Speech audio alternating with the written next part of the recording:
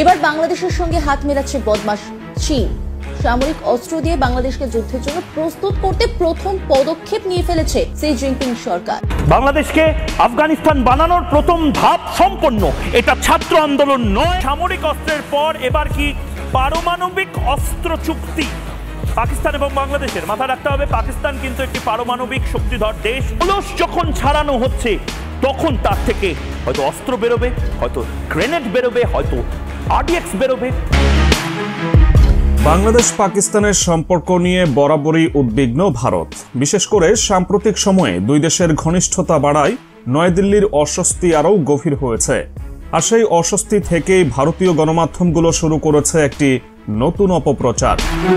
এই অপপ্রচারের কেন্দ্রে রয়েছে বাংলাদেশের রোহিঙ্গা শরণার্থী ক্যাম্প।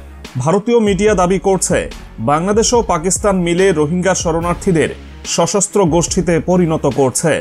আর এর মূল লক্ষ্য নাকি ভারতকে অস্থিতিশীল করা। সম্প্রতি ভারতীয় সংবাদ মাধ্যম ফার্স্ট পোস্ট একটি রিপোর্ট প্রকাশ করেছে, যেখানে দাবি করা হয়েছে বাংলাদেশের কক্সবাজারের রোহিঙ্গা ক্যাম্পে গোপন সামরিক কার্যক্রম চলছে। পাকিস্তানের গোয়েন্দা সংস্থা আইএসআই নাকি এই পুরো পরিকল্পনার মূল হোতা, আর বাংলাদেশ সরকার নাকি এতে সহযোগিতা করছে। প্রতিবেদনে আরও দাবি করা হয়েছে রোহিঙ্গাদের মধ্যে একটি নতুন সশস্ত্র সংগঠন গড়ে উঠেছে, যার নাম ফোর ব্রাদার্স অ্যালায়েন্স বা দ্য রোহিঙ্গা আর্মি। এই গোষ্ঠী নাকি ভারত ও মিয়ানমারের জন্য নতুন হুমকি হয়ে উঠতে পারে। কিন্তু প্রশ্ন হচ্ছে, এর দাবির পেছনে কোনো বাস্তব ভিত্তি আছে কি, নাকি এটি শুধুই ভারতের তৈরি করা একটি রাজনৈতিক চক্রান্ত? বিশ্লেষকরা বলছেন এই অভিযোগের বাস্তব ভিত্তি প্রায় শূন্য। রোহিঙ্গারা আজও নিজেদের নাগরিকত্বের জন্য লড়াই করছে, নিজেদের ভূমিতে ফেরার জন্য সংগ্রাম চালিয়ে যাচ্ছে। তাহলে তারা কেন ভারতকে টার্গেট করবে? ভারতীয় মিডিয়ার দাবি অনুযায়ী 2023 সালের ডিসেম্বরে কক্সবাজারের কোতোপালং রোহিঙ্গা ক্যাম্পে বিভিন্ন সশস্ত্র রোহিঙ্গা সংগঠন গোপন বৈঠক করেছে। Arakan Rohingya salvation army ARSA, Rohingya solidarity organisation RSO, ইসলামী মাহাজ, আরাকান ন্যাশনাল ডিফেন্স ফোর্স এবং আরাকান রোহিঙ্গা আর্মি, এই সংগঠনগুলো নাকি সেখানে একত্রিত হয়ে নতুন সামরিক পরিকল্পনা গ্রহণ করেছে। ভারতীয় গণমাধ্যমের ভাষ্য, এই বৈঠকের পেছনে পাকিস্তানের আইএসআই সক্রিয় ভূমিকা রেখেছে। তারা নাকি রোহিঙ্গাদের অস্ত্র ও সামরিক প্রশিক্ষণ দিচ্ছে, যাতে তারা ভারতে হামলা চালাতে পারে। কিন্তু বাস্তবতা কি বলছে? কক্সবাজারে মিলিটারি ট্রেনিং দেওয়া হচ্ছে এমন অভিযোগ তো দূরের কথা, রোহিঙ্গারা নিজেরাই প্রতিদিন নানা রকম অপরাধের শিকার হচ্ছে। শুধু গত বছরই কক্সবাজার রোহিঙ্গা ক্যাম্পে একাধিক খুন, অপহরণ ও সন্ত্রাসী হামলার ঘটনা ঘটেছে। আর বাংলাদেশ সরকার সেই পরিস্থিতি সামলাতে হিমশিম খাচ্ছে। তাহলে কিভাবে বাংলাদেশের সরকার এইসব সশস্ত্র গোষ্ঠীগুলোকে মদদ দিচ্ছে? ভারতীয় মিডিয়ার এই ধরনের প্রতিবেদন তাদের দীর্ঘদিনের একটি কৌশলের অংশ। অতীতেও ভারত এই ধরনের অভিযোগ তুলেছে যখনই তারা বাংলাদেশের সঙ্গে সম্পর্কে টানাপোড়েন সৃষ্টি করতে চেয়েছে। 1971 সালের মুক্তিযুদ্ধের সময় 1990-এর দশকে উলফা বিদ্রোহীদের আশ্রয় দেওয়ার অভিযোগ, 2016 সালে বাংলাদেশ সীমান্ত দিয়ে জঙ্গি অনুপ্রবেশের গুজব, এমনকি সাম্প্রতিক সময়ে বাংলাদেশের অভ্যন্তরীণ রাজনীতি নিয়েও ভারতীয় মিডিয়া সক্রিয়ভাবে প্রচারণা চালিয়েছে। এবারের রোহিঙ্গা ইস্যু কি তারই আরেকটি অংশ?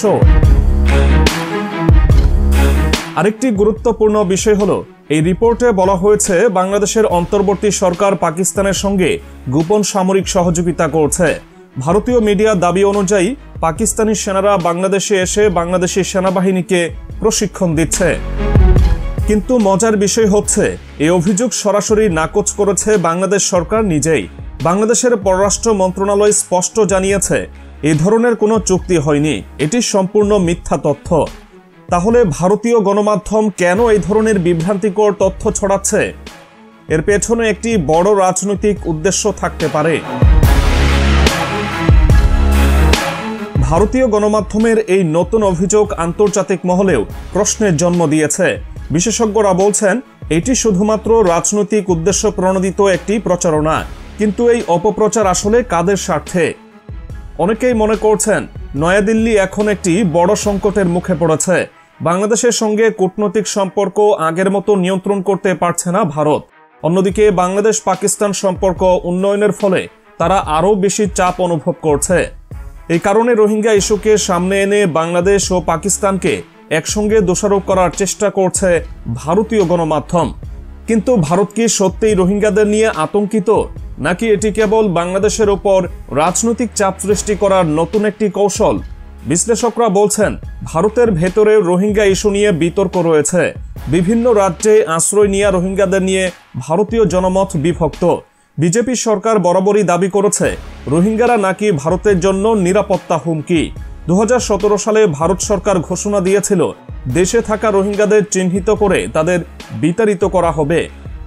তবে এখন পর্যন্ত ভারত সে প্রতিশ্রুতি পূরণ করতে পারেনি, বরং সময়ের সঙ্গে সঙ্গে রোহিঙ্গারা ভারতের বিভিন্ন রাজ্যে স্থায়ীভাবে বসবাস করতে শুরু করেছে।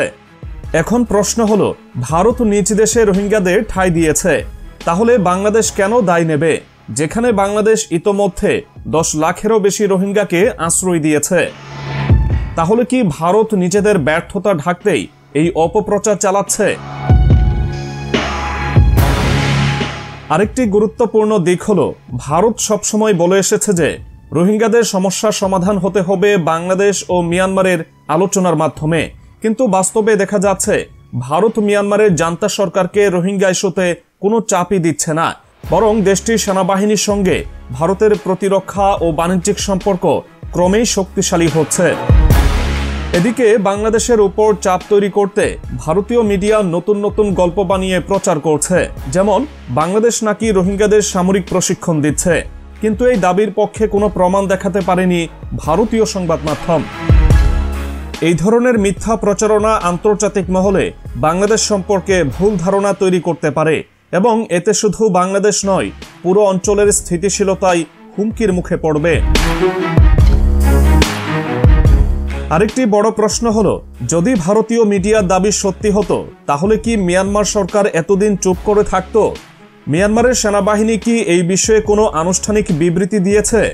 উত্তর হলো না, বরং রোহিঙ্গাদের দমন করতে মিয়ানমারের জান্তা সরকার নিজেই বিভিন্ন গোষ্ঠীর সঙ্গে চুক্তি করছে। ভারতীয় সংবাদ মাধ্যমে যেসব সশস্ত্র রোহিঙ্গা গোষ্ঠীর নাম এসেছে, তাদের বেশিরভাগই আসলে মিয়ানমারের রাখাইনে নিজেদের টিকে থাকার জন্য লড়াই করছে। তারা কক্সবাজারে কোনো সামরিক কার্যক্রম পরিচালনা করছে এমন কোনো প্রমাণ নেই।